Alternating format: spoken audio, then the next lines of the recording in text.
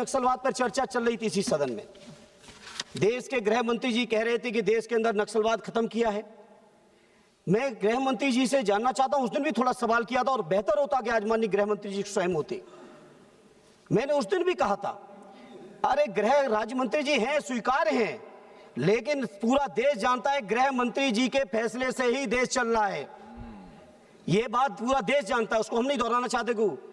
सभापति जी, जहां हम लोग इस बात के लिए फक्र महसूस कर रहे हैं, पूरा देश फक्र महसूस कर रहा है कि नक्सलवाद खत्म हुआ या खत्म होने की कगार पे है, तो बेहतर होता कि केंद्र की सरकार कुछ ऐसा कानून लाती इस सदन में कि जिनकी दम पर, जिनकी कुर्बानियों से, जिनके त्याग तपस्या बलिदानों से जो हमें नक्सलवाद खत्म करने का मौका मिला है, आज हम लोग कम से कम उनके लिए कुछ सुविधाएं बढ़ा रहे होते, उनके लिए कुछ सेवाओं में रियायत दे रहे होते, उनकी कहीं हम पे से लेके और तमाम चीजों को बढ़ा रहे होते, तो शायद अब पूरा सदन फक्र के साथ उस बिल को पास कर रहा होता। लेकिन सभापति जी, ये जो बिल लाया गया है, ये बिल जो केंद्रीय सशस्त्र पुलिस बल सामान्य प्रशासन विधेयक 2026, बहुत जिम्मेदारी से कह रहा हूं, और ये बात सरकार के लोगों, माननीय मंत्री जी, मुझे लगता नहीं है कि आपने जिनके नाम से ये बिल ला रहे हो, प्रशासनिक सुधार की बात कर रहे हो, मुझे नहीं लगता है कि आपने कोई केंद्रीय आर्म पुलिस बल के अधिकारियों के डेलीगेशन से आप मिले हो। हम में से अधिकांश सांसद ऐसे हैं जिनके दरवाजों पर आके हमारे अधिकारी लोग अपना दर्द बता के गए। काश आपने इस बिल को, विधेयक को ड्राफ्ट करने से पहले उनके दर्द को सुना होता। सभापति जी, अभी हमारे मीना जी कह रहे थे, हम लंबा नहीं दोहराएंगे उसको, आखिर क्या कारण है कि हमारे केंद्रीय पुलिस फोर्स के लोगों को उच्च न्यायालय, सर्वोच्च न्यायालय जीतते हुए फिर सर्वोच्च न्यायालय में भी सरकार को चैन नहीं पड़ा, उसके बाद रिव्यू पिटीशन में चले गए, रिव्यू पिटीशन भी हार गए, तो विधेयक ले आए और विधेयक में क्या कहा कि हम सुधार करने जा रहे हैं। क्या सुधार कर रहे हैं आप जितने भी केंद्रीय पैरामिलिट्री फोर्सेज हैं, उन फोर्सेज में आप आईपीएस को डेपुटेशन पे लाके ऊपर से बैठाना चाहते हो। पूरे जीवन की जो उनकी मेहनत है, त्याग है, तपस्या है, जो अनुभव है विपरीत परिस्थितियों में काम करने वाला, उन अनुभवी अधिकारियों का पूरी तरह से आप उपेक्षा कर रहे हैं, मनोबल तोड़ रहे हैं। हमसे लोग मिले 23 मई 2025 के जो माननीय सर्वोच्च न्यायालय के फैसले को लेकर, 13,000 क्लास 1 के ऑफिसर हैं केंद्रीय फोर्सेस में, 10 लाख से ज्यादा हमारे जवान हैं, लेकिन दुर्भाग्य ये है कि जवानों को अपनी सुविधाओं के लिए न्यायालय की शरण में जाना पड़ रहा है। जहां हम इस फैसले की चर्चा कर रहे हैं, वहीं जनवरी 2023 में दिल्ली उच्च न्यायालय को एक फैसला देना पड़ा और दिल्ली उच्च न्यायालय ने एक फैसला दिया कि पूरे के पूरे पैरामिलिट्री फोर्सेस को, केंद्रीय आर्म फोर्सेस जो हैं, इनको ओल्ड पेंशन ओपीएस मिलनी चाहिए। सरकार बजाय इसके कि ओपीएस दे, सरकार सर्वोच्च न्यायालय में अपील में चली गई। अब सर्वोच्च न्यायालय से भी अगर ये जीतेंगे तो रिव्यू में जाइएगा, रिव्यू से भी जीत जाएंगे तो फिर से एक बिल ले आइएगा। हमने मान लिया कि आपका बहुमत है, लेकिन ये बहुमत देश की सेना का, देश के हमारे जो पैरामिलिट्री फोर्सेस हैं, केंद्रीय आर्म रिजर्व फोर्सेस हैं, उनका मनोबल गिराने के लिए बहुमत आपका काम कर रहा है। सभापति जी, सदैव नेताजी ने रक्षा मंत्री रहते हुए हमारे रक्षा मंत्रालय के जो हमारे सैनिक हैं, उनके लिए तमाम सुविधाएं बढ़ाने की कोशिश की, तो अब क्या कर दिया आपने? हालांकि रक्षा मंत्री जी मौजूद नहीं है, लेकिन सरकार की सामूहिक जिम्मेदारी है। आपने हमारे रक्षा मंत्रालय के सैनिकों को पेंशन न देनी पड़े तो उसके लिए अग्निवीर की टेम्परेरी नौकरी ले आए। क्या कर रही है सरकार? क्या कर रही है सरकार? इस सरकार की जो नीयत है, मैं समझ ही नहीं पा रहा हूं। आखिर हमारे CRPF, BSF, CISF, ITBT, SSB के जो हमारे लाखों जवान हैं, उन जवानों के मनोबल को क्यों गिरा रहे हो?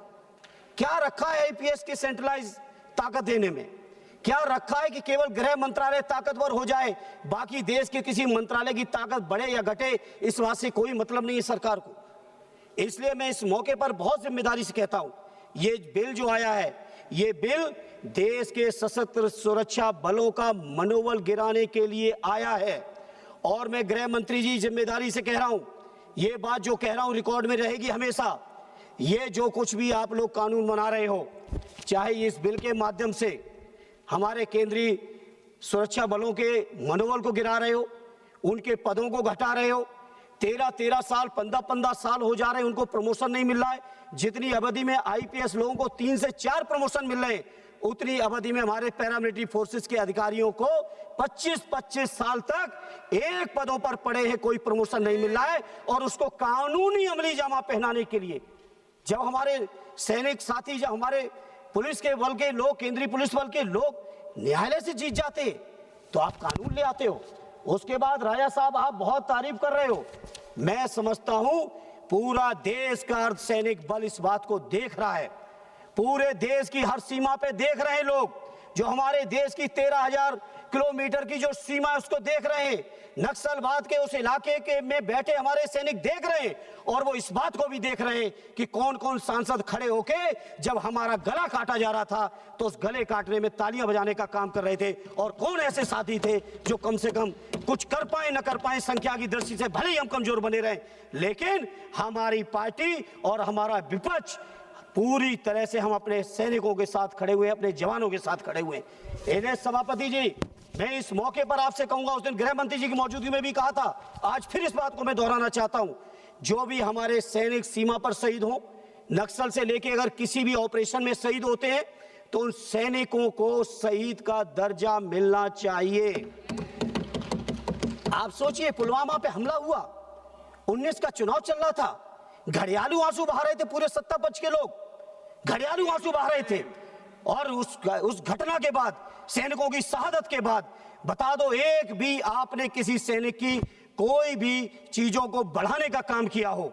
अगर टाइम कम हो जाएगा तो हमारे पीछे वाले साथी हमारे लिए टाइम छोड़ देंगे, कोई चिंता नहीं है, क्योंकि सभापति जी सत्ता पक्ष वालों से पूछ रहे हैं कितना देर बोलना है। एक बार कृपा करके विपक्ष वालों से भी पूछ लिया करिए, जिससे आपके प्रति भी सम्मान बढ़े विपक्ष के लोगों के बीच में। धर्मेंद्र जी बहुत वरिष्ठ हैं जी, धर्मेंद्र जी आप बहुत वरिष्ठ हैं, अभी तक तो मैंने टोका नहीं ये बात। अरे नहीं, ये बात आपने वो कान में सूचना जा रही थी क्या मैंने उस पर मैंने सभापति जी, अब ये टाइम तो मैं आप ही के कोटे में डालूंगा, पार्टी कोटे में नहीं।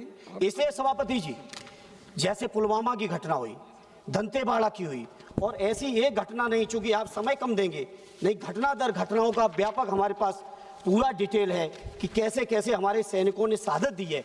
उन शहादत वाले सैनिकों को अगर हम फोर्स वाइज बात करेंगे सभापति जी, तो सीआरपीएफ के अब तक 2200 से ज्यादा जवान और उनके अधिकारियों ने शहादत दे दी है।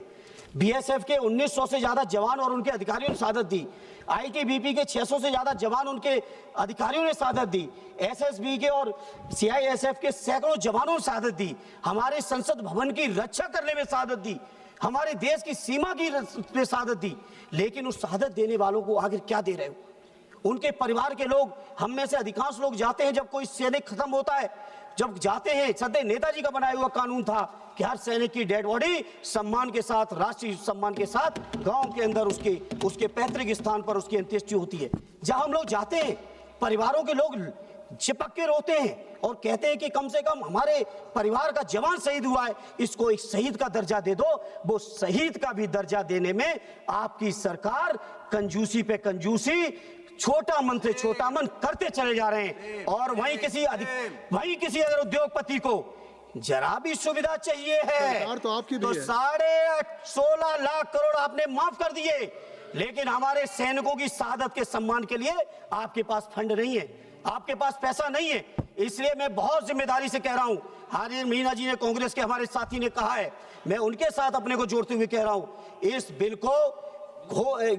बिल पर बहुत गंभीर चिंतन मंथन होना चाहिए। जितने इसके स्टेक होल्डर्स हैं, जितने पैरामिलिट्री के हमारे अधिकारी हैं, हमारे कर्मचारी हैं, उनकी राय मशवरा आनी चाहिए और इस बिल को जेपीसी में जाना चाहिए। साथ ही साथ एक आधा मिनट लेंगे, सब ज्यादा नहीं लेंगे, साथ ही साथ इस बिल को जेपीसी में भेज के इसको व्यापक चर्चा का मौका दीजिए।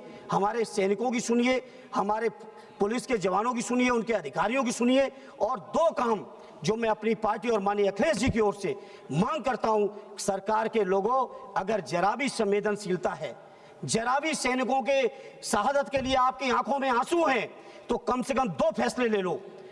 लोग याद करेंगे आपको, दो फैसले ले लो, मेरा सुझाव है।